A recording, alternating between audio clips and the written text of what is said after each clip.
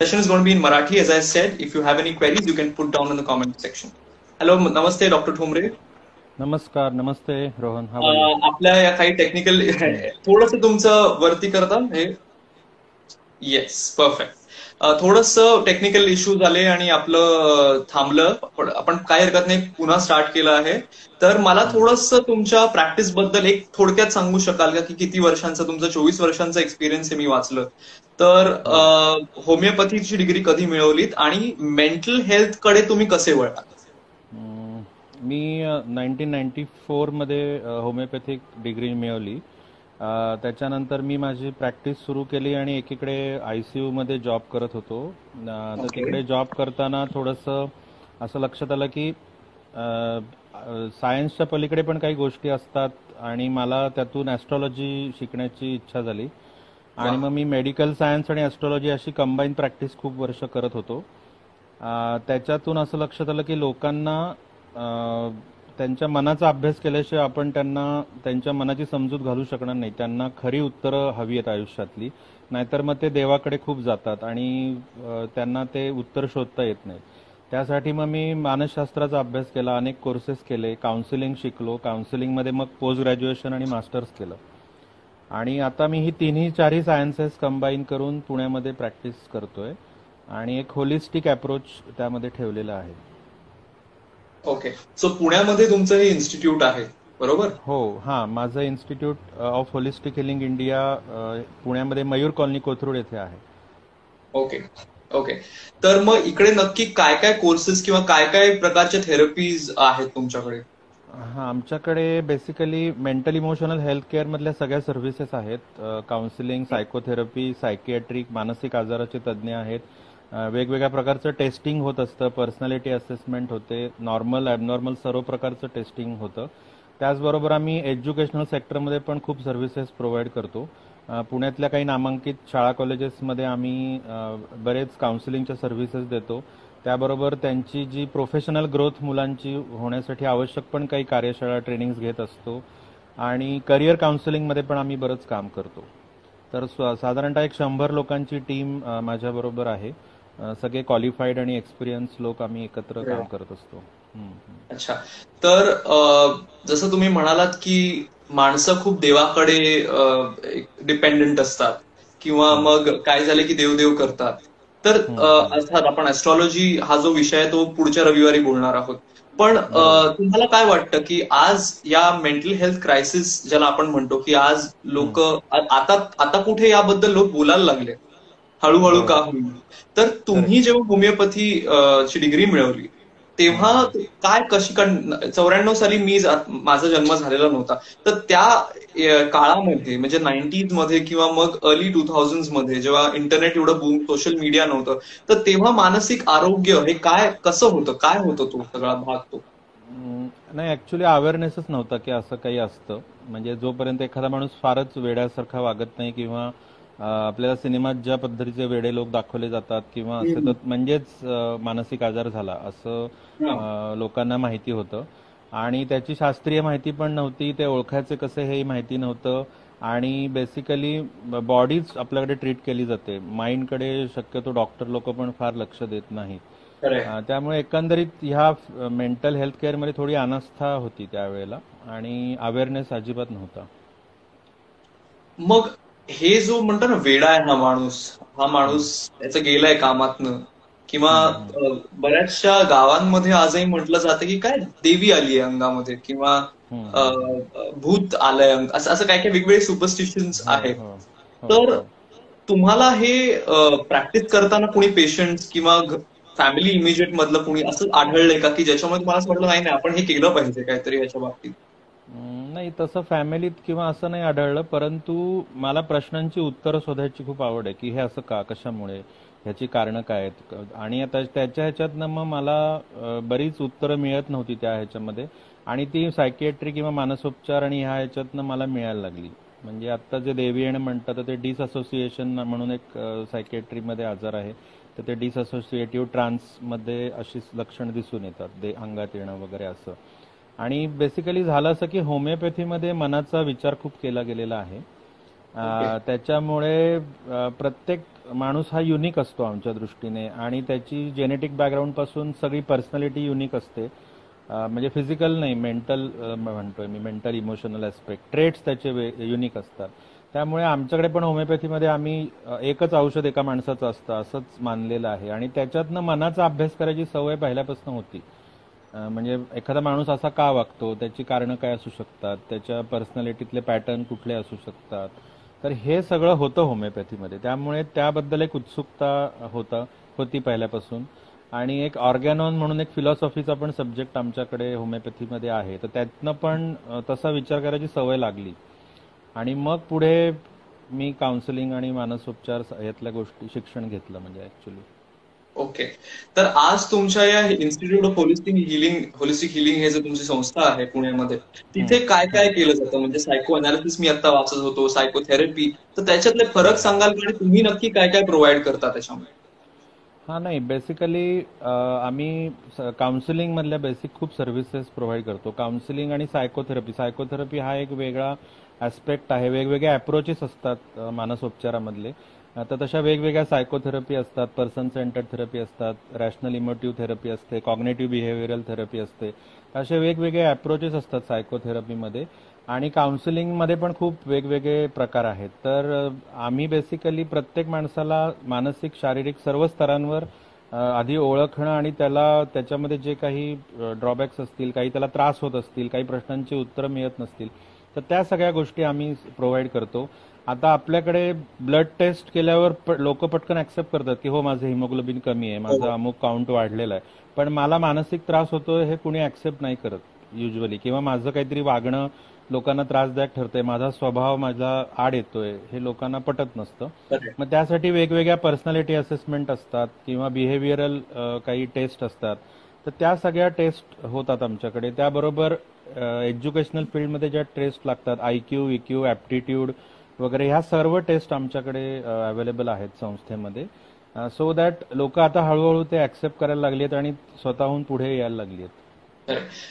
Guys, this is so important because there are so many things which influence our mind and our soul since we are growing up. There are a lot of experiences as a baby we have, but we of course we cannot recollect those all things. And as Dr. Thomre told us that there are behavioral therapies.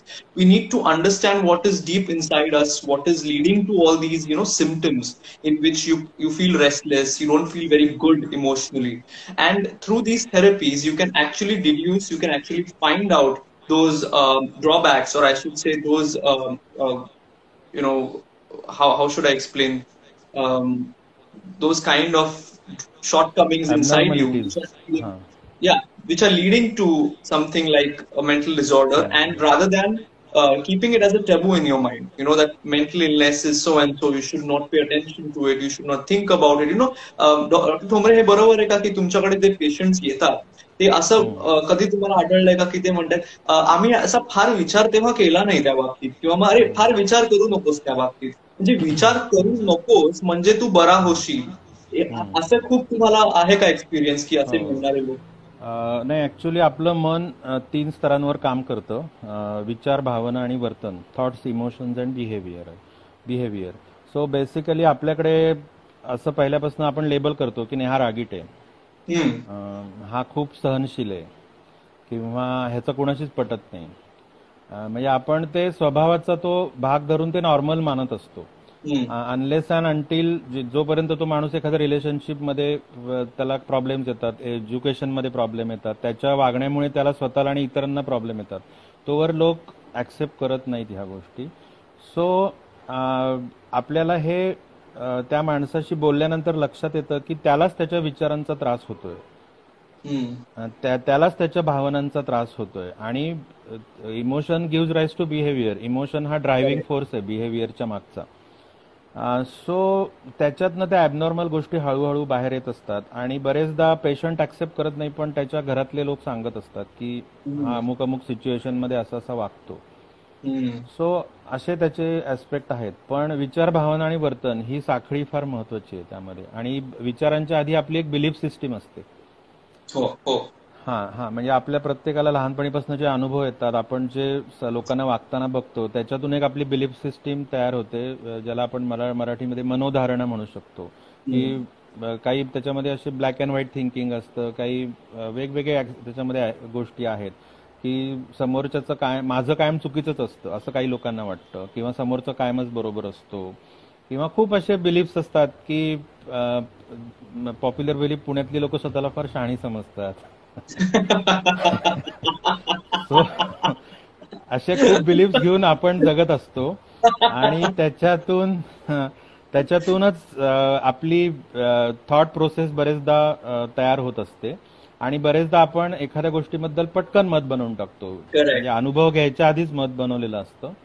तर अशा प्रत्येकामध्ये थोड्या थोड्या abnormal गोष्टी दिसून येतात, परंतु जेव्हा त्याचं प्रमाण वाढत जातं आणि ज्या वेळेला स्वतःच्या विचारांचा आणि भावनांचा स्वतःलाच त्रास व्हायला लागतो आणि इतरांनाही हळूहळू व्हायला लागतो, त्यावेळेला मग लोकांना कुठेतरी अलीकडे, बाबा ह्याला एकदा काउन्सिलरकडे काहीतरी घेऊन जा, गरज आहे. किंवा डॉक्टरांकडे घेऊन जा, असं थोडं सुरू होतं. अच्छा. तुम्ही हे जे पुण्याचं उदाहरण दिलं मगाशी, तर ह्याला आपण जसं इंग्लिशमध्ये प्री कन्सिव्ह नोशन्स असं म्हणतो. अगदी त्याला बरोबर. प्रॉपर शब्द येतो, की आपण असं धरून चालतो की हे असं आहे. असंच आणि आहे, बरोबर. जसं तुम्ही म्हणालात की ब्लॅक अँड व्हाईट काही थॉट्स आहेत, इमेजेस आहेत, म्हणजे अशा केवढ्या तरी गोष्टी आपल्या डोक्यात साठलेल्या असतात, आपल्या सबकॉन्शियस मध्ये असतात. म्हणजे लिटरली आता मी करेक्ट. तुमच्याशी इथे बोलतोय, तर माझे हात वारे, मी इथे कसं ऑपरेट करतोय, मग तुमच्याशी बोलताना मी कोणती भाषा बोलतोय, या सगळ्यामध्ये काही ना काहीतरी आतमधनं येतंय, ते देयर इज सम थॉट आहे. Behind it. हा, आणि हे फ्यू थिंग्स प्रत्येक आर माणसाचं एक्झॅक्टली, आणि प्रत्येक वेगळं आहे. माणसाचं वेगवेगळं आहे. आणि जोपर्यंत तुम्हाला कोणाबद्दल अरे हे काहीतरी विचित्र आहे हे जोपर्यंत दिसत नाही, म्हणजे उघडपणे दिसत नाही, तोपर्यंत बरोबर. तुम्हाला ते ऍक्च्युली कळूच शकत नाही की ह्याच्यात हे रूट्स चालू निघतायत करेक्ट. हो, या म्हणजे ते गोष्टींच्या ऑटोमॅटिक गोष्टी खूप होत असतात आपल्या, कळत न कळत. कळत नकळत. हा, आणि नंतर आपल्याला कळतं की म्हणजे विचार पण ऑटोमॅटिक असतात, इमोशन्स पण असतात, आणि बिहेवियर पण असतं काही वेळेला. बरं डॉक्टर, मला सांगा, आपण आपण ऍस्ट्रॉलॉजी बद्दल पुढच्या संडे सेशन मध्ये बोलणार आहोत, पण तुम्हाला काय बरोबर. वाटतं हे जे मेंटल इलनेसेस किंवा मेंटल डिसऑर्डर्स, मेंटल अबनॉर्मलिटीज ज्या आहेत, त्याच्यात जेनेटिकल काही हे असू शकतो का? हो, डिसऑर्डर लेवलला जे आजार असतात क्लिनिकली, त्याच्यामध्ये जेनेटिक बॅकग्राऊंड स्ट्रॉंग असते बरेचदा, आणि ते एक मोठं कॉज आहे, म्हणजे आजार होण्याची शक्यता त्यांनी वाढते खूप, मग किंवा आपल्या आजार हे प्रेसिपिटेट होण्याची शक्यता त्यांनी वाढते. मग आपले हे जे थेरपीज आहेत, जसं सायको अनालिसिस आहे, मला जेवढं माहिती, सायको अनालिसिस मध्ये तो जो काउन्सिलर असतो तो बसलेला असतो, आणि पेशंट झोपून त्यांनी त्याच्या मनातले फ्री थॉट्स, बरोबर ना डॉक्टर, तसंच असतं ना? हां. नाही नाही, खूप थेरपीज वेगवेगळ्या असू शकतात त्याच्यामध्ये. म्हणजे सायको अनालिसिसमध्ये आम्ही बेसिकली पेशंटच्या मनाचं एक विश्लेषण करतो की ह्याचं मन काम कसं करतं, आणि त्याच्यानंतर थेरपी डिसाईड होते. म्हणजे ओके. त्याला काउन्सिलिंगचा उपयोग आहे, सायकोथेरपीचा आहे. सायकोथेरपी हा एक फोकस्ड असा अप्रोच असतो. सो त्यात खूप वेगवेगळे प्रकार आहेत बेसिकली. तर परंतु मग आत्ता, हां, बोल बोल. हा नाही बोला, सॉरी, कम्प्लीट. नाही, आता करोनाच्या निमित्ताने खूप इमोशन्स बाहेर येत आहेत, आणि लोक स्वतःसाठी थोडा वेळ द्यायला शिकली आहेत असं मला जाणवलं. म्हणजे गेल्या 2.5-3 महिन्यामध्ये पेशंटचं प्रमाण खूप जास्त वाढलंय. हो हो, आपण येणारच हां आहोत त्या भागाकडे. हां तत्पूर्वी हां मला हां तुम्हाला विचारायचं आहे की बिफोर वी गो टू कोविड-19 हे, हां की जेनेटिकली किंवा हेरिडिटरी येणारे जे आपण म्हणतो ना की डायबिटीज मला जेनेटिकली हेरिडिटरी आहे, ओबेसिटी आहे, बरोबर. हार्ट डिझिजेस आहेत, तर बऱ्याच वेळेला असं असतं की त्याच्यावर काही उपाय नाहीये ऍज सच, की रूट पासून काढण्याचा, किंवा ते अरे आता आहे ना, आता असं जगायचंय मला. तर जेनेटिकली जे मेंटल डिसऑर्डर्स आपल्यामध्ये येतात, तर त्याच्यावरती पूर्ण, म्हणजे ज्याला आपण मराठीत रामबाण उपाय म्हणतो, म्हणजे रूट्स पासून एक्स्ट्रॅक्ट करणं, असे असे हे थेरपीचा उपयोग होतो का? नाही, बेसिकली जेनेटिकली गोष्टी असतात, म्हणजे काय, तुमच्यामध्ये त्या बीजरूपाने असतात. करेक्ट. त्याचे कुठेतरी गोष्टी तुमच्या माइंड बॉडीमध्ये त्या असतात. त्या बरोबर. त्या त्या बीजरूपाच्या गोष्टींना फुलवायचं की ते तसंच ठेवायचं हे आपल्याला कळायला पाहिजे. बेसिकली तो अवेअरनेस असणं आणि ऍक्सेप्टन्स असणं हे खूप महत्वाचं आहे. की समजा माझी अशी काही फॅमिली बॅकग्राऊंड आहे थोडीशी, तर मी जास्त सतर्क राहायला पाहिजे की मी नॉर्मल आहे ना, माझं सगळं आयुष्य नॉर्मल चाललंय ना, मला हवं तसं आयुष्य जगता येतंय का, माझ्याकडे तेवढी मनाची ताकद आहे का, ऊर्जा आहे का. तर ह्या गोष्टी आपण वेळच्या वेळी थोड्या तपासून पाहायला हव्यात किंवा अशा वेळेला काउन्सिलर्सची मदत घ्यायला खूप घेण्याचा उपयोग होतो बेसिकली. खरंय खरंय.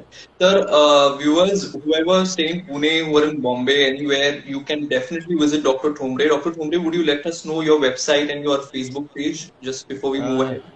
येस येस, फेसबुक पेज आहे आमचं, institute of holistic healing India IHच्या नावाने फेसबुक पेज आहे आणि होलिस्टिक हिलिंग इंडिया .org या नावाने वेबसाईट पण आमची आहे. त्यावर Great. सगळी माहिती आणि आम्ही कोर्सेस वगैरे सगळंच त्याच्यावर आहे त्याच्यावरती आहे. हां हां. So, guys, if you do feel like something is not right, or just want to go and test, you want to know more about yourself, how your mind is working, because as Dr. Thomre told us, you never know what is happening inside you, and those roots, they should not grow bigger and bigger, and they're going to shed off the other trees, beside you. So, हे होऊ नको दे म्हणून आपण आधीच taste करणं गरजेचं असतं. पण डॉक्टर ठोंबरे, अति विचार करणं की मला काहीतरी झालंय, म्हणजे नॉट नेसेसरी की मला आत काहीतरी बॉडीमध्ये होतंय, पण माइंड मध्ये पण, इज दॅट ऑल्सो अन अबनॉर्मॅलिटी? हां, ऑफकोर्स. बेसिकली अँझायटीचे सिम्पटम असतात ते, की बेचैन राहणं, अस्वस्थ राहणं.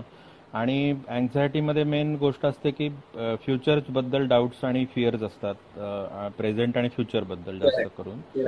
आणि ज्या वेळेला डिप्रेशन असतं त्यावेळेला पास्ट लाईफमधले अनरिझॉल्व्ड इश्यूज काही असतात, तर ते डिप्रेशनमध्ये प्रॉमिनंटली दिसून येतात. पण अँझायटीमध्ये म्हणजे पुढे माझं कसं होणार याबद्दल खूप काळजी असते, चिंता असते. अच्छा. तर ह्याला, if I am not wrong, medical terms मध्ये याला हायपोकॉन्ड्रियासिस म्हटलं जातं का, की अति विचार करणं डिझिजेस बद्दल? हा नाही, हायपोकॉन्ड्रियासिस हा एक लो मूडचा प्रकार आहे. पण अँझायटीमध्ये मूड लो म्हणण्यापेक्षा खूप फ्लक्च्युएशन्स असतात आपल्या विचारांमध्ये आणि इमोशन्समध्ये. आणि बेसिकली ती व्यक्ती स्वस्थ शांत नाही राहू शकत, बेचैन राहते. पॅनिक अटॅक सारखं वगैरे? हां, पॅनिक अटॅक येणं ही थोडी पुढची स्टेज आहे अजून, पॅनिक अटॅक वगैरे येणं. पण बेसिकली तिला आयुष्याचा प्रेझेंटमध्ये राहून आनंद घेता येत नाही आयुष्याचा. आणि viewers, this is a very crucial thing, and most of us have experienced anxiety in the past during exam, or if you are performing on the stage or something like that. But you should realize that some amount of anxiety is good. It's necessary for us to function well. But what about when this anxiety exceeds all the limits and you cannot function properly? And as Dr. Thomre is telling us, that you are not thinking anything about the present. You're not enjoying the present moment. You're just thinking about a probable future, which probably is not even going to happen in the first place. So अशा वेळेला अँझायटीसाठी कुठली taste केली जाते? नाही, एन्झायटीसाठी लगेच taste करण्याची आवश्यकता नसते. बरेचदा एन्झायटी तुमच्या बिहेवियरमधनंच दिसून येते आणि पेशंट पण ते ऍक्सेप्ट करत असतात बरेचदा. काही वेळेला पेशंट जेव्हा ते ऍक्सेप्ट करत नाही तेव्हा आम्ही मग काही टेस्ट त्याला सुचवतो. पण पेशंट सांगतातच की मला माझं चित्त थाऱ्यावर नाहीये, मला कशातच माझं लक्ष लागत नाही, मला झोपेचे प्रश्न आहेत आणि मला बेचैन राहतो मी दिवसभर, कशातच लक्ष लागत नाही, हे पेशंट सांगतात युजली. आता तू म्हणलास तो पॉझिटिव्ह स्ट्रेस हा पण प्रकार असतो परफॉर्मन्सच्या आधीचा, परंतु तो ओळखता येतो आपल्याला. परंतु ही anxiety for days and months together ती ऑपरेट होताना दिसते. बरोबर आहे. तर जसं performance stress is a good thing, तसं ही जी आहे ती बिल्डअप होते, तुमचं म्हणणं आहे तसं, आणि हळूहळू बिल्डअप झाल्यानंतर मग एका लिमिटच्या बाहेर जाते. हा, ते म्हणजे आपल्या आयुष्याला ती व्यापून टाकते. म्हणजे ती व्यक्ती ओळखणं सोपं असतं. सतत जागा बदलणे, बसली तरी हातापायांची बोटं हलत असतात, पाय हलत असतात, काहीतरी टिक्स असतात, कोणाच्या काही सवयी असतात, कॉन्सन्ट्रेट नाही करता येतात त्या व्यक्तीला प्रेझेंटमध्ये, आणि प्रत्येक गोष्टीबद्दल डाऊट्स असतात, फिअर्स असतात, आणि एक अस्वस्थता दिसून येते. कुठल्याच गोष्टीने समाधान नाही मिळत त्या लोकांना. तर मी सायकॅट्रिक ह्याच्यातनं मला माहितीये की मेडिकेशन दिलं जातं, वेगवेगळ्या टाईपचे मेडिसिन्स डिप्रेशनवर, अँटी डिप्रेशन ज्याला आपण म्हणतो, की अँटी एन्झायटी पिल्स. पण होमिओपॅथीने कितपत कसा फरक पडतो मला सांगाल का? कशी ड्युरेशन असतं? माइल्डर फॉर्म्सचे जे आजार आहेत किंवा सुरुवातीलाच जर का ते डायग्नोज झालं तर होमिओपॅथीचा उपयोग होतो. बेसिकली वेगवेगळ्या टेंडन्सीज, पिक्युलॅरिटीज, थिंकिंग पॅटर्न्स ह्यावर होमिओपॅथी खूप चांगलं असते, चांगलं काम करताना दिसते. फक्त थोडंसं त्याला वेळ लागतो, पेशन्स ठेवायला लागतो. काही वेळेला एखाद्या पेशंटसाठी औषध निवडायला पण थोडा वेळ लागू शकतो, खरंय. म्हणजे अगदी पहिल्याच सिटिंगमध्ये नाही त्याला अप्रोप्रिएट मेडिसिन सापडत. पण होमिओपॅथी पण माइल्डर या सगळ्या सायकोलॉजिकल इलनेसेसमध्ये खूप इफेक्टिव्ह ठरू शकते. ओके. तर हे बरंच आपलं अँझायटी बद्दल, डिप्रेशन, एकंदरीत मेंटल वेलनेस आणि याच्याबद्दल चांगलं इन्फॉर्मेशन आपल्याला डॉक्टर ठोंबरेंनी सांगितली. आपण ना एका खूप अजून वेगळ्या क्रुशियल सब्जेक्टकडे वळणार आहोत. That is the current scenario of COVID-19. It's been more than 3 months that we are facing lockdown, we are facing this anxiety that what is going to happen now. We are not able to step out of the house properly, or every time that we do step out to buy groceries or something, we are petrified that we are going to be infected or something like that. तर COVID-19 या crisis, हा जो pandemic आहे, हा पूर्ण जगभरात पसरलेली ही घटना आहे. तर मग अशा परिस्थितीत मानसिक संतुलन कसं बिघडतं किंवा मानसिक आरोग्य काय कसं होतं म्हणजे? नाही, मी आता सुरुवात जेव्हा झाली या कोविड करोनाची आपल्याकडे आणि लॉकडाऊन पहिलं जेव्हा घोषित केलं, तर सुरुवातीला लोकांना ते म्हणजे डिनायलवर होते लोक, की नाही असं काही नसतं, तेवढं काय, असे काहीतरी छोट्या मोठ्या गोष्टी येतात आणि जात असतात. पण जेव्हा त्याचा स्प्रेड दिसू लागला, बाहेरच्या देशांमध्ये पण काउंट ज्या पद्धतीने वाढत होता, मग ते कम्युनिटी स्प्रेड काही ठिकाणी दिसून आला वगैरे वगैरे, आणि लोकांचं डे टू डे लाईफ जेव्हा एफेक्ट व्हायला लागलं, त्यानंतर तो अवेअरनेस आणि ऍक्सेप्टन्स ह्या गोष्टी कालांतराने आल्या. सुरुवातीला लोकांना ऍक्सेप्टच होत नव्हतं की असं काही झालंय, कारण हे अभूतपूर्व आजार आहे ना, म्हणजे अनेक 100 वर्षांपेक्षा मला वाटतं काही कमी वर्ष असतील काळानंतर आपण अशा साथीच्या रोगाला एखाद्या फेस करतोय, किंवा आपल्या जनरेशनमध्ये तर असं कधी आपण पाहिलं नव्हतं. त्यामुळे ऍक्सेप्टन्स लेवल खूप पहिल्यांदा कमी होती, आणि फिअर खूप त्यामुळे क्रिएट झाला. म्हणजे मी रिसेंटली महाराष्ट्र टाइम्समध्ये ह्यावर खूप लिहिलंय की mental emotional health during corona, एक अराउंड 40 आर्टिकल्स माझी आली होती त्याबद्दल. हां, सो त्याच्यामध्ये तेच आम्ही ॲड्रेस केलं की बेसिकली प्रत्येक भावना, म्हणजे ज्या निगेटिव्ह इमोशन्स आहेत, आणि करोनामुळे काय नक्की झाले आपल्या आयुष्यामध्ये, तर अनिश्चितता आणि भीती या 2 प्रॉमिनंट भावना मला दिसून आल्या, आणि राग सुद्धा काही लोकांचा, की लोकांना प्रश्न की व्हाय मी, माझ्याच बाबतीत काय झालं असं. पण आता ते थोडंसं कमी झालंय, लोकांना कळलंय की नाही सगळ्यांनाच याने प्रॉब्लेम येतोय. सो ह्या म्हणजे इमोशनल हेल्थ खूपच महत्व लोकांना या काळामध्ये कळायला लागलंय असं मला जाणवलं, थोडं पेशंटच्या फीडबॅकवरनं जाणवलं ऍक्च्युली. पण आत्ताची, म्हणजे जसं तुम्ही म्हणालात की आधी राग आला किंवा बेचैनी होती, क्युरिओसिटीमुळे पण बऱ्याच एन्झायटी येते, तर मग आता असं आपलं मन झालंय का की आता आपण हे ऍक्सेप्ट केलं? हा, म्हणजे पर्यायच नाहीये दुसरा. ऍक्च्युली लोकांना काही चॉईस नाहीये, आणि ऍक्सेप्ट करणं आवश्यकच असतं, कारण ऍक्सेप्टन्स नंतर आपल्याला थोडी शांतता येते, पीसफुल वाटतं आपल्याला की हो, हे असं असं आहे आणि मला ही सिच्युएशन रिअलिस्टिकली फेस केली पाहिजे, आणि याच्यामध्ये कुठेही इमॅजिनेशन आणि माझ्या इमोशन्सना फार व्हॅल्यू नाही दिली पाहिजे. जे सायंटिफिक आहे आणि माझ्यासाठी काय योग्य आहे, ह्याची मॅनेजमेंट माझी मलाच करायची आहे. म्हणजे लोक इंडिपेंडंट आणि सेल्फ सफिशियन्सीकडे जात आहेत हळूहळू, असं मला जाणवलं पेशंट्सच्या याच्या बोलण्यांमधनं. पण इनिशियली खूप जास्त म्हणजे अँझायटी आणि फिअर्स आणि थोडी पॅनिकी सिच्युएशन होती, कारण त्याचा सर्वदूर परिणाम त्या लाईफवर होतोय करोनाचा. त्यामुळे लोकांना खूप आहेत, इश्यूज आहेत, आता सुद्धा जाणवत आहेत. आणि आणखीन एक गोष्ट म्हणजे लॉकडाऊन चालू झाल्यापासून सगळे घरनं काम करतायत, सगळे घरी आहे लॉकडाऊन चालू झाल्यापासून. त्याच्यामुळे तो जो राग म्हणण्यापेक्षा एक प्रकारचं फ्रस्ट्रेशन, की समजा माझं घर 2 खोल्यांचं आहे फॉर एक्झाम्पल, तर आई पण आहे, वडील पण आहेत, भावंड पण आहेत, आजी आहे, नोकर पण नाही, याच्यामुळे घरातली पण कामं आपल्यालाच करावी लागणार आहे.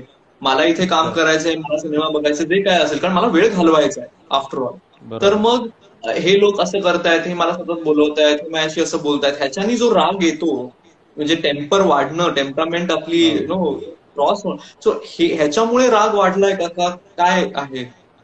नाही, बेसिकली लोकांना एक नाती आपल्याकडे इतकी कमकुवत असतात की नवरा बायको म्हणून आम्ही 35 वर्ष झाली, पण त्या 35 वर्षात तुम्ही क्वालिटी टाइम किती घालवला, एकमेकांसाठी किती वेळ दिला. तर करोनाच्या निमित्ताने लोक एकमेकांच्या खरंच सहवासात खूप त्रास यायला लागली, आणि त्याच्यातनं दोन प्रकार झाले की काही लोकांची नाती इम्प्रूव्ह झाली, ही एक चांगली गोष्ट आहे, करोनाचा पॉझिटिव्ह इफेक्ट म्हणता येईल.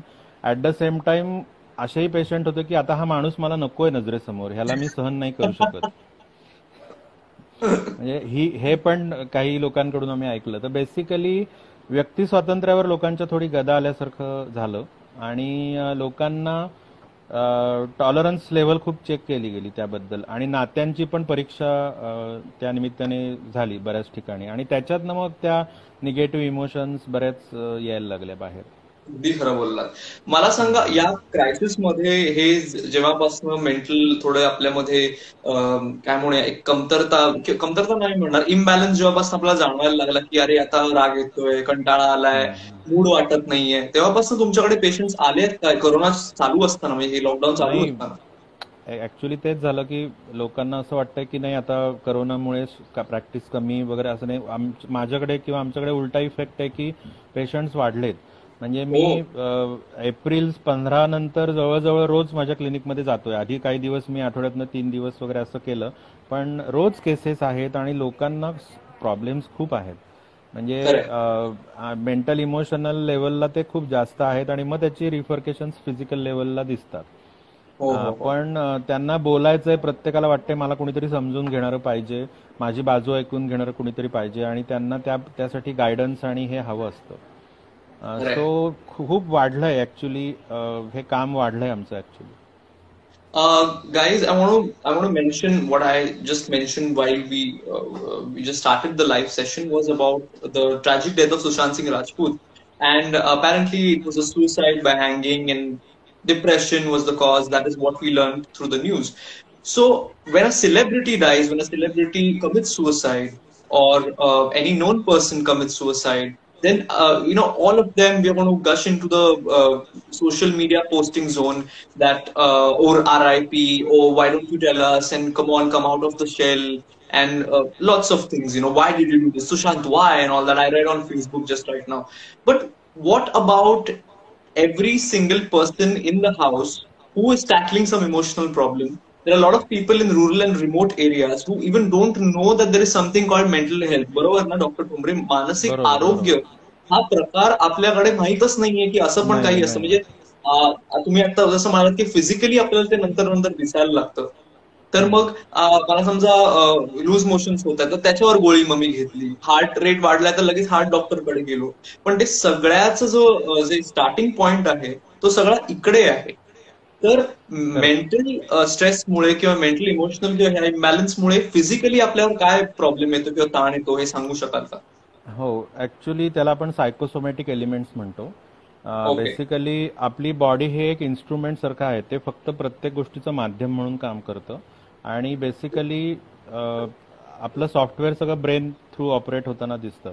तर मी काय विचार करतो, काय भावना तयार होतात, त्या सगळ्याचा माझ्या माइंड आणि बॉडी दोन्हीवर परिणाम होताना दिसून येत असतो. बेसिकली प्रत्येक गोष्टीचा पेशीवर पण परिणाम होतो, प्रत्येक इमोशन्सचा, प्रत्येक थॉटचा. हे पूर्वी लोकांना असं नाही, असं कुठे असतं का, असं थोडंसं होतं. पण आता जेव्हा बाहेरच्या लोकांनी ह्याच्यावर रिसर्च केले, त्याच्यावर पेपर्स लिहिले, त्याच्यावर आर्टिकल्स पब्लिश केली, त्यानंतर आता हा सायकोसोमॅटिक ऍस्पेक्ट जो आहे तो लोकांना हळूहळू मान्य होऊ लागला. कारण बेसिकली आता लूज मोशन म्हणजे जसं इरिटेबल बाउल सिंड्रोम काही वेळेला असतो, तर त्याचं कारण मनाशी निगडित हे लोकांना ऍक्सेप्टच होत नव्हतं. म्हणजे आपल्याकडे सिम्पटम ट्रीट केले जातात, सिम्पटम बॉडी देते, पण त्या सिम्पटमची कॉज काय, ती कॉज आपण लक्षात घ्यायला पाहिजे. तर ती कॉज आपल्या विचार भावनांमध्ये असू शकते, हा अवेअरनेस लोकांना नाहीये. आणि सायकोसोमॅटिक ऍस्पेक्ट जे असतात की आता मला अँझायटी आहे, तर त्याचे परिणाम माझ्या शरीरावर होतच असतात. माझा हार्ट रेट वाढतो, टॅकिकार्डिया म्हणतो आम्ही त्याला, नंतर पोटात खड्डा पडतो काही लोकांच्या, काही लोकांचे मसल टेन्स होतात, स्नायू आकडतात, काही लोकांना घास गिळताना प्रॉब्लेम येतो, काही लोकांना एअर हंगर वाटते, श्वास कमी पडतोय. तर हे सगळे लगेच काही कुठल्या सिव्हिअर आजाराची लक्षणं नाहीयेत, हा बॉडीचा सायकोसोमॅटिक प्रतिसाद आहे. पण आणि त्याचं ओरिजिन मनातच आहे, त्या आपल्या विचार भावनांमध्ये दडलेलं आहे. पण हे डॉक्टर्स पण सांगताना दिसत नाहीत दुर्दैवाने आपल्याकडे, कारण मेंटल हेल्थ अवेअरनेस नाहीये. जरा छातीत धडधडलं, ईसीजी काढा, लगेच त्याचं 2D एको करा, त्याची स्ट्रेस टेस्ट घ्या. कारण लोक माणसाच्या मनाकडे लक्ष द्यायलाच तयार नाहीत, दे ओनली ट्रीट बॉडी. आणि that is the main problem आपल्याकडे. सो सायकोसोमॅटिक ऍस्पेक्ट होतच असतो लाईफमध्ये, आणि तो आपण त्याच्याबद्दल स्वतःच जागरूक राहिलं पाहिजे की आत्ता मला काय होतंय आणि त्याच्या मागे कारण काय असू शकतात. सोपं आहे ते, इतकं अवघड नसतं, पण आपण घाबरतो आणि आपल्याला वाटतं सगळ्या गोष्टी डॉक्टरच आपल्याला बरा करून देईल. असं नसतं, आपणही खूप आपल्या स्वतःला हील करू शकतो. आणि घाबरतो पेक्षा आपल्या सिस्टम मध्ये हे बसलेलंच नाहीये की हे जर का मला हो, सिम्पटम्स असे येत आहेत तर ते मनात काहीतरी घडतंय म्हणून येत असतील. आपण करेक्ट, ऍक्सेप्टच करत नाही किंवा आपल्यामध्ये ते इनबिल्टच नाहीये. करेक्ट, कळलं का? करेक्ट. आपल्याकडे असं नाही. म्हटलं, अरे आपण जेव्हा म्हणतो ना की आम्हाला जरा बरं वाटत नाही, दमायला झालंय, तर हो, आपल्याकडे सांगितलं जातं जा जरा झोप थोडा वेळ. हो, हो. हा, बट वी किंवा डोंट. नाही नाही, मला होणाऱ्या त्रासाची जबाबदारी ही कायम दुसऱ्याची असते, असं पण बिलीफ आहे. हे पण आहे. खरंय. खरंय. प्रत्येकाला वाटतं म्हणजे तो मला मी असं बोलला, हा म्हणून मला राग मी आला, काय ते करतोय असं हे वागले, काहीच. हा ते असं वागले म्हणून मला त्रास झाला. सिच्युएशन, परिस्थितीच तशी होती ना त्रास होण्यासारखी, असं लोक अगदी यांनी सांगतात. तर परिस्थिती, इतर लोक हे कधीच तुमच्या कंट्रोलमध्ये नसणार आहे. जसं करोनाचं आता तेच आहे, मी लेखांमधनं तेच मांडलंय की परिस्थिती नियंत्रणाबाहेरच असणार आहे. आयुष्यात ती बरेच वेळा असते, पण त्या परिस्थितीकडे बघायचे माझे जे दृष्टिकोन आहेत, त्या परिस्थितीकडे बघायचं माझं जे परसेप्शन आहे, त्याच्यातनं मी जे थॉट्स आणि इमोशन्स क्रिएट करतोय ते फार महत्वाचे आहेत. त्यामुळे माझ्या होणाऱ्या बहुतेक गोष्टींना, चांगल्या गोष्टींना पण आणि त्रासाला पण मीच जबाबदार असतो. हा अवेअरनेस पण लोकांना यायला पाहिजे आणि तो ऍक्सेप्ट, मनापासून ऍक्सेप्ट केलं पाहिजे. मला दुसरी व्यक्ती माझ्या परवानगीशिवाय त्रास नाही देऊ शकत ऍक्च्युली. हा जो तुम्ही पॉइंट मांडलात, हा बऱ्याचशा स्पिरिच्युअल लिडर्सनी, जसं बुद्ध आहे, ओशो आहे, हो, यांनी करेक्ट, ऑलरेडी सांगितलं गेलंय की मला जे वाटतंय ह्याच्या पूर्णपणे रिस्पॉन्सिबल मी आहे. म्हणजे करेक्ट, एखादी व्यक्ती त्याच्या तो जसं त्याचं अपब्रिंगिंग जसं आहे, त्याला आता कसं वाटतंय त्याप्रमाणे वागतोय. पण करेक्ट. डज दॅट मीन की मी पण मग त्याच्यावर पूर्ण अवलंबून राहून मग कसं वागलं पाहिजे? तर नाही. It is your हो. emotional stability which is very important. And viewers, we are going to discuss something related to astrology in the next session. So stay tuned for that, about mental illnesses and about imbalance, your perspectives, your attitudes, especially when it comes to your brain. We'll be discussing this in the next session. Doctor Thombre, तुम्ही महाराष्ट्र, जसं तुम्ही मला सांगितलं होतं आधी की Maharashtra times मध्ये, आणि मी वाचतही आलं, तुम्ही फेसबुकवर पण पोस्ट करता की महाराष्ट्र टाइम्स मध्ये एवढे तुम्ही आर्टिकल्स आतापर्यंत लिहिले आहेत. तर मला एक प्रश्न विचारला गेला आहे बऱ्याच जणांकडनं की आता एक arsenic 30, if I am not wrong, हे एक होमिओपॅथी मेडिसिन का प्रिव्हेंटिव्ह मेडिसिन म्हणून आता एक पेपरात बरंच आलं होतं, त्याच्याबद्दल बरंच बोललं गेलंय. तर हे कितपत इफेक्टिव्ह आहे, काय त्याचं कॉम्पोनंट्स आहेत? आहे. ऍक्च्युली 2 औषधं उपयोगाची आहेत. त्याच्यात एक कॅम्फोर 1M म्हणून पण औषध आहे, ते प्रिव्हेंटिव्ह जास्त इम्युनिटी बूस्ट करण्यासाठी त्याचा उपयोग आहे चांगला. आणि ऍक्च्युली आर्सेनिक अल्बम हे सिम्टमॅटिक रिलीफसाठी जास्त उपयोगी ठरू शकतं. पण आता आपल्याकडे एक त्याचं म्हणजे आर्सेनिक अल्बमचं इतकं ब्रँडिंग झालंय गेल्या काही महिन्यांमध्ये हो. की हो. सो आर्सेनिक अल्बममुळे होमिओपॅथी ला चांगले दिवस आले असं म्हणायला हरकत नाही. म्हणजे जे लोक होमिओपॅथीवर विश्वास ठेवत नव्हते हो. ते लोक आता होमिओपॅथी बद्दल बोलायला लागलेत. तर ही कॅम्फोर 1M आणि आर्सेनिक अल्बम 30 ही दोन्ही औषधं नक्की उपयोगाची आहेत आणि ती हार्मलेस आहेत, साईड इफेक्ट काही नाहीत त्याला. त्यामुळे ती प्रिव्हेंटिव्ह म्हणून घ्यायला अगदीच हरकत नाही. अच्छा. पण हे सॉरी, हे फक्त COVID-19 साठीच प्रिव्हेन्शन आहे का कुठल्याही प्रकारच्या व्हायरल इन्फेक्शनसाठी आहे? नाही, आत्ता तरी आपण कोविडसाठीच ते चांगलं आहे. म्हणजे आर्सेनिक अल्बम हे औषध बऱ्याच कारणांसाठी आम्ही वापरतो. राईट फ्रॉम काही ॲबडॉमिनल कंप्लेंट्स, स्किन कंप्लेंट्स पासून बरेच त्याच्यामध्ये गोष्टी कव्हर असतात. परंतु आता आपण कोविडचा विचार केला तर ते नक्कीच इफेक्टिव्ह आहे. आणि ही औषधं तुम्हाला सिम्पटम्स आल्यानंतर घेऊ शकतो की आधी घेतलेली बरी, असं नाही, एखादी विचारलं? आत्ताच्या काळामध्ये प्रिव्हेंटिव्ह म्हणून घ्यायला डोसेस त्याच्या हरकत नाही आहेत. ओके. म्हणजे बेसिकली तुम्हाला सगळ्यांनी घ्यायला immunity हरकत booster- नाही आहेत. कारण मी स्वतः घेतलंय ते. हो, मी पण आणि घेतलंय. आणि होमिओपॅथीला जसं तुम्ही मला चांगले दिवस, आणि होमिओपॅथीला असं म्हणू नये आपण, पण होमिओपॅथी मी पण स्वतः घेतो कारण मला अलर्जीचा त्रास आहे, डस्ट अलर्जी म्हणा, डोळ्याचं सगळं होतं, आणि होमिओपॅथी घेतल्यापासून माझ्यात खूप खूप फरक पडला आहे. आणि मी असं म्हणत नाही की ॲलोपॅथी किंवा आयुर्वेदिक हे चांगलं नाहीये, पण कुठल्याही मेडिकल, काय, doctor please help me, medical काय आपण म्हणूया ह्याला, कंडिशन ब्रांचला म्हणूया आपण, ब्रांचला. ब्रांचला आपण कमी लेखलं नाही पाहिजे, कारण का प्रत्येक. ऍक्च्युली मी होलिस्टिकच आपण राहिलं पाहिजे आणि होलिस्टिकच प्रॅक्टिस केली पाहिजे आणि होलिस्टिकच जगलं पाहिजे आणि औषध उपचार पण खरं होलिस्टिकलीच व्हायला पाहिजेत. कारण कुठल्या माणसाला काय सूट होईल हे आपण असं प्रेडिक्ट नाही करू शकत आणि सब घोडे 12% या तत्वावर अजिबातच काम करू नये. म्हणजे आम्ही जे काम करतो त्याचा आमचा म्हणजे महत्वाचा पॉइंट हाच आहे की आम्ही प्रत्येक माणूस हा युनिक आहे हे ही बेसिक त्याची हे लक्षात घेऊनच या तत्वावरच आधारित आम्ही त्याचं सगळं केस स्टडी करत असतो. त्यामुळे जनरलाइज काही नसतं, स्पेसिफिक आणि पर्सनलाइजच जर का आपण राहिलं तर आपल्याला सक्सेसकडे आपण जास्त जातो आणि तब्येत चांगली राहण्याची पण शक्यता वाढते. त्यामुळे डॉक्टर ॲलोपॅथी काही गोष्टींसाठी चांगलंच आहे, नो डाऊट. ॲलोपॅथीनी अगदी या फील्डमध्ये रिव्होल्युशन आणली आहे, पण ती परिपूर्ण सिस्टीम आहे का तर नाही. ॲलोपॅथिक डॉक्टरही सांगतील. आयुर्वेदिक आहे का तर आयुर्वेदिक आहे, पण त्याच्यातही काही गोष्टी असतील, ऑब्स्टॅकल्स असतील. पूर्वीच्या काही गोष्टी पाहिल्या तर आयुर्वेदचा सगळा बेस आणि बॅलन्स अतिशय हो उत्तम आहे. त्यांची हो पंचकर्म आणि या सगळ्या गोष्टी फारच छान इफेक्टिव्ह आहेत. आणि होमिओपॅथी ही सूक्ष्म तत्वावर काम करणारी थेरपी आहे, त्यामुळे होमिओपॅथी पण चांगली आहे. सो तुमच्या आजारानुसार आणि लक्षणांनुसारच तुम्ही पॅथीची निवड करावी असं मला वाटतं. अगदी बरोबर आहे. आणि हे मला असं वाटतं ट्राय केल्याशिवाय आपल्याला कळू शकत नाही. आणि हो आता हो हो. आर्सेनिक 30 हे जे होमिओपॅथिक डोसेस आहेत ते नक्की घ्या. जसं डॉक्टर म्हणाले की ते इफेक्टिव्ह आहे, ते चांगलं आहे, त्याचे साईड इफेक्ट्स नाहीयेत, घ्यायला काहीच हरकत नाहीये. डॉक्टर बरोबर. मला सायकोसोमॅटिक आणि होलिस्टिक या दोन शब्दांचे अर्थ सांगू शकाल का? हो सांगतो ना, सोपेत. सायको आणि सोमॅटिक. सायको म्हणजे मन, सोमा म्हणजे बॉडी. मनोशारीरिक म्हणता येईल त्याला. म्हणजे मनाचा शरीरावर होणारा परिणाम आणि त्यातनं निर्माण होणारी लक्षणं हे सायकोसोमॅटिक आहे. अच्छा. आणि होलिस्टिकचा अर्थ असा आहे की सर्व सर्व स्तरांवर विचारपूर्वक नियोजन केलेली अशी उपचार पद्धती.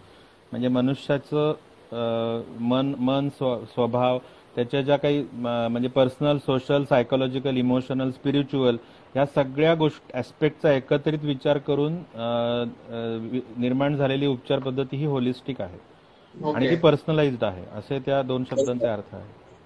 Very nice.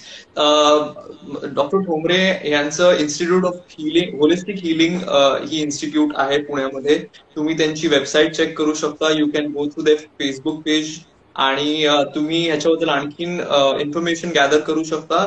तुम्ही पुण्यात राहत असाल, मुंबईत राहत असाल तर डेफिनेटली तुम्ही एकदा तरी जाण्याचा विचार करा. हे जे सायकोसोमॅटिक किंवा होलिस्टिक कॉन्सेप्ट आहेत to heal your body and your mind, हे डेफिनेटली तुम्ही ट्राय करा. तुम्ही फेसबुक पेज तर बघालच, त्यांचे आर्टिकल्स आहेत महाराष्ट्र टाइम्स मध्ये. डॉक्टर मला वाटतं 1 महिनाभर ते जास्त तुम्ही लिहित आलात त्याच्यात. 40, जवळजवळ 40 लिहिली आत्ता. आणि तशी येस. आतापर्यंत मी म्हणजे माझ्या नावाने 2 सदर महाराष्ट्र टाइम्सनी चालू केली होती. एक पूर्वी आसामी कसामी म्हणून होतं आणि आत्ता हे करोनाच्या निमित्तानं जे होतं की मन करुणा प्रसन्न, कराना प्रसन्न असं होतं मला वाटतं. हां.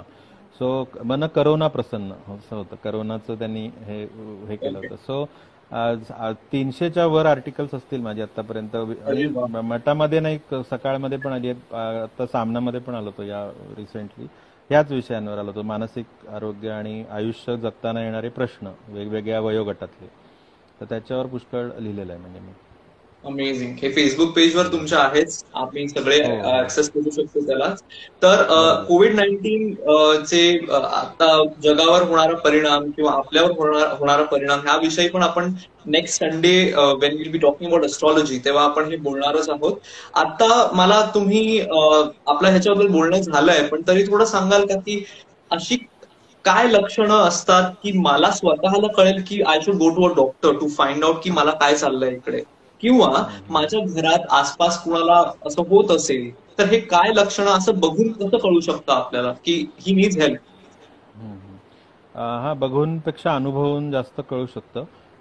बेसिकली जेव्हा मानसिक आजाराची काही सुरुवात तुमच्यामध्ये होते तर व्यक्तीचं विचार, भावना, वर्तन असमन्वय दिसतो. म्हणजे त्याला म्हणायचं एक असतं, तो बोलतो एक, वागतो भलतंच.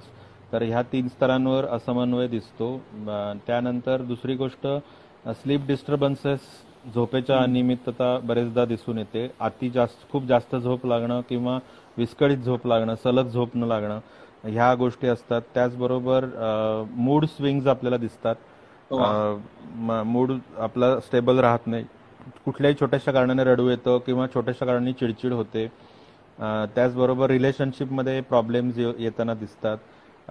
त्यानंतर भुकेवर परिणाम होताना दिसतो. खूप जास्त खाखाव सुटते, खावंसं वाटतं, किंवा अजिबातच नाही. एकदम काहीच खावंसं वाटत नाही. आणि एकंदरीत आयुष्य जगण्याची जी ऊर्जा, उमेद असते ती कमी झालेली असते या सगळ्या आजारांमध्ये. उत्साह नसतो, म्हणजे काहीच करावंसं वाटत नाही. डिप्रेशनच्या सुरुवातीच्या काळात किंवा डिप्रेशनमध्ये पेशंटला काहीच नको वाटतं. म्हणजे रोज आपलं उठून ब्रश करणं, देहधर्म उरकणं, हे सुद्धा नको वाटतं. सो डिप्रेशन हा एक मोठा विषय आहे. आता आजची जी खरंय. काही न्यूज होती सुसाईडची ती पण फार स्ट्रायकिंग होती. आणि पुन्हा पुन्हा तेच सांगावंसं वाटतं की अर्ली स्टेजेसमध्ये हे डायग्नोज झालं असतं आणि ट्रीट केलं असतं किंवा मदत घेतली असती, तर लोक मदत घ्यायला तयार होत नाहीत, कारण ऍक्सेप्टन्स नाही की मला मदतीची गरज आहे, किंवा काय कारण वेगळी वेगळी असू शकतात. आता आता लेटेस्ट स्टडीनुसार 15 ते 18% ऍडल्ट्स भारतामध्ये डिप्रेशनचा शिकार आहेत, किंवा त्यांना काहीतरी मानसिक एलिमेंट, काहीतरी मेंटल टर्ब्युलन्स किंवा काहीतरी त्यांना, म्हणजे थोडक्यात त्यांना थेरपिस्ट किंवा डॉक्टरची मदत घेण्याची गरज आहे. असे 15, हे प्रमाण खूप वाढत चाललंय. पूर्वी हे प्रमाण कमी हो. होतं. आणि मग एकदम असं काहीतरी झालं की खूप लोक अवेअर होतात, काहीतरी करायला पाहिजे करायला पाहिजे म्हणतात. पण आपल्याकडे अर्ली डायग्नोसिस आणि अर्ली ट्रीटमेंट हे खूप महत्वाचं आहे मानसिक आजारांमध्ये. म्हणजे खरंय. ते खूप जास्त ताणलं जातं सगळ्या लेवलवर, आणि मग अगदीच आता राहवत नाहीये म्हणलं की मग जा करणं जमलं. डॉक्टरकडे. मला हे पण वाटतं की कमीपणा काय लोकांना माहिती नाही. आपण शरीराला काही झालं तर पटकन मदत घ्यायला तयार असतो, हो, हो. पण मनाला काही झालं तर आपण मनाला इतकं दुर्लक्षित कचरापेटीत टाकून दिलंय की बाकी फिजिकल, बाकी सगळ्या पातळीवर आपण स्वच्छता करत असतो, मनाची स्वच्छता पण करायला पाहिजे ना वेळोवेळी. तर आजच ते मी कोणीच जेव्हा करत हो, हो. नाही. मी जेव्हा सुशांत सिंग राजपूतची स्टोरी टाकली Instagramवर, की म्हटलं की आजचं सेशन नक्की बघा, बिकॉज हे मेंटल हेल्थशी रिलेटेड आहे. तेव्हा मला एका माझ्या कलिगनी खूप छान, माझी एक मैत्रीण आहे, तिने खूप छान लिहिलं की ती स्पिरिच्युअलिटी आणि या गोष्टींमध्ये जास्त आहे, की एक वेळ अच्छा. तुमची बॉडी वीक आहे पण माइंड स्ट्रॉंग आहे. हे एक वेळ हम्म. ठीक आहे. पण जेव्हा ते हम्म. उलटं होतं, तेव्हा हम्म. हे असे कॉन्सिक्वेन्सेस आपल्याला दिसायला लागतात या गोष्टी. एक्झॅक्टली. त्यामुळे आपलं exactly. Mind, the viewers, our mind, our brain, it's a brain after all, it's an organ over there. So you need to focus upon that, and you need to regulate all those not so good and those good emotions inside. You need to face the reality. That is very important. कारण doctor बरेच जण त्या स्वप्नात राहतात. बरेच जणांना वाटतं हम्म. सगळं छान होईल, किंवा नाही हा असं नाहीये, हे तसं नाहीये, मी असाच विचार हम्म. करतोय. तर face those realities. You need to face, you need to go to doctor. जेव्हा अगदीच आता वाटत राहवत नाहीये, अशा ह्याच्यावर जाऊ नका तुम्ही. तुम्ही म्हणून मी जसं म्हटलं की डॉक्टर ठोंबरे यांचं जे क्लिनिक आहे तिथे तुम्ही ऍटलिस्ट एक कन्सल्टेशन साठी जाऊ शकता, टू गेट टू नो की मी बरोबर आहे ना, मी ठीक आहे ना, जे चाललंय ते. सो हे बरोबर. डेफिनेटली आहे. डॉक्टर ठोंबरे, मला सांगा, आपल्याकडे ना अजून एक गोष्ट खूप ह्यानी म्हटली जाते, ती म्हणजे सोडियम लेवल बद्दल. तर सोडियम लेवलचा काही मानसिक आरोग्याशी संबंध आहे का? हो, म्हणजे काही आजारांमध्ये, विशेषतः ओल्ड लोकांमध्ये किंवा काही डिमेन्शिया किंवा अशा काही आजारांमध्ये ती बरेचदा एफेक्ट होताना दिसते, कमी होताना दिसते. आणि त्याचा संबंध थोडा कॉग्निशनशी असतो. आकलन क्षमता आणि मेमरी या 2 कॉम्पोनंटवर त्याचा परिणाम होत असतो. त्यामुळे ओके. त्याचा मानसिक आजारांशी डायरेक्ट संबंध नसला तरी सोडियम कमी झाल्यामुळे काही लक्षणं त्या व्यक्तीमध्ये मानसिक किंवा सायकोसोमॅटिक दिसू शकतात. अच्छा. डॉक्टर ठोंबरे, आपण बरंच आता आता बरंच काही बोललो. सोडियम बद्दल आता म्हणालो आपण, तुमच्या थेरपीज बद्दल बोललो, मेडिकेशन बद्दल बोललो, होमिओपॅथी असो, ॲलोपॅथी असो. मी स्वतः आता काही महिने मेडिटेशन करतो. माझा थोडा कल स्पिरिच्युअलिटीच्या बाजूनी आहे, आणि तो सुद्धा आत्ता आत्ता आलाय. आय एम नॉट सेइंग की मी अगदी आधीपासून करत आलोय. पण मेडिटेशननी मला एक वेगळ्या प्रकारची शांतता मिळते. मला त्याच्यातनं माझी उत्तरं मिळतात, माझ्या करिअरच्या बाबतीत असतील, पर्सनल लाईफच्या बाबतीत असतील. तर मला सांगा ना की मेडिटेशन हे, how good is it as a medicine for people to heal themselves? Meditation म्हणजे स्वतःच स्वतःशी घेतलेली अपॉइंटमेंट आहे ऍक्च्युली. आणि ती आवश्यक आहे. आणि स्वतःला साक्षी भावाने न्याहाळणं, स्वतःला साक्षी भावाने तपासणं, आणि स्वतःच्या विचार, भावना, वर्तन याच्याकडे पण तटस्थपणे पाहता येणं, हेच मला वाटतं मेडिटेशन आहे. म्हणजे आपल्या प्रत्येकामध्ये ज्या काही उर्मी असतात, काही गोष्टी असतात, काही इरॅशनॅलिटी असते प्रत्येकामध्ये, जी आपल्याला आयुष्यात त्रास देत असते, तर मेडिटेशनद्वारे, प्राणायामाद्वारे किंवा अशा त्याच्यात बरेच टेक्निक्स आहेत, तर त्यांनी आपण मानसिक शांततेकडे जायला नक्कीच आपल्याला मदत होते. आणि मेडिटेशन हा आपल्या लाईफचा अविभाज्य घटक बनवायला हरकत नाही आहे ऍक्च्युली. म्हणजे आपण आणि जसं मेंटली स्ट्रॉंग होणं मेडिटेशननी, हो. मी एक अगदी मी जसं म्हटलं हो. अगदीच आता चालू केलंय मी. पण मला पण खूप इरॅशनल फिअर्स आहेत किंवा हायपोकॉन्ड्रियासिस आहे की स्वतः आपल्याला काहीतरी होईल ही भीती आहे. पण मेडिटेशन हो. केल्यापासून मेंटली स्ट्रॉंग कसं आपण होतो. आपण नुसतं म्हणतो ना की यू शुड रिमेन स्ट्रॉंग, असा विचार करू नको. मेडिटेशन नंतर मला पर्सनली हे खूप जाणवलं आहे की I can face the reality. Procrastination, ज्याला आपण मराठीत ढकलणं पुढे गोष्टी म्हणतो, हे गोष्ट पण मी खूप त्याच्यातनं ओव्हरकम केली आहे. त्याच्यामुळे खूप मला फायदा झाला आहे. So meditation is another branch through which you can heal again something या रिलेटेड टू मेंटल हेल्थ. नक्कीच. डेफिनेटली. त्याच्यामुळे मी परत सांगतो, institute of holistic healing India, तुम्ही त्यांचं फेसबुक पेज बघा, तुम्हाला नक्की भरपूर माहिती मिळेल त्याच्यातनं. आणि आपण पुढच्या संडेला परत भेटणार आहोत. ऍस्ट्रॉलॉजी म्हणजे ज्योतिषशास्त्र ज्याला आपण म्हणतो त्याबद्दल चर्चा करणार आहोत. डॉक्टर ठोंबरेच असणार आहेत आपल्यासोबत. आणि जे मिसकन्सेप्शन्स आहेत, मिथ्स आहेत की डॉक्टर्स असाल तर तुम्ही ऍस्ट्रॉलॉजी नाही हे करू शकत, किंवा ऍस्ट्रॉलॉजर्स जे आहेत, ज्योतिष आहेत, ते ढोंगी आहेत, किंवा त्याचे पैसे काढणं एवढंच त्यांचं उद्दिष्ट असतं, त्यांना खरं काही येत नसतं वगैरे. ह्या सगळ्या मिसकन्सेप्शन्स आपण कप करणार आहोत, आपण पूर्णपणे काढून टाकणार आहोत आपल्या मनातनं. आणि तेव्हा आपण थोडं अजून मेंटल हेल्थ आणि कोविड-19 ऍस्ट्रॉलॉजीच्या पर्स्पेक्टिव्हनी बघणार आहोत. तोपर्यंत doctor Thombre, thanks a lot. आज तुम्ही वेळ काढलात तुमच्या पेशंट्स आणि सगळ्या अपॉइंटमेंट्स मधनं आमच्यासाठी. आणि हेल्थ, मेंटल हेल्थ हा जो क्रुशियल विषय आहे त्याच्याबद्दल वेळ दिलात आम्हाला, त्याच्याबद्दल बोलायला, थोडं इन्फॉर्मेशन सांगण्याबद्दल. So thanks a lot. आपण पुन्हा नेक्स्ट संडेला 6 o'clockला भेटणार आहोत ह्याच टॉपिकवर, थोडं ऍस्ट्रॉलॉजीच्या पॉईंट ऑफ व्ह्यू बोलायला. तोपर्यंत thanks a lot and take care of yourself. Stay home, stay safe. Yes, thank you Rohan. Yes.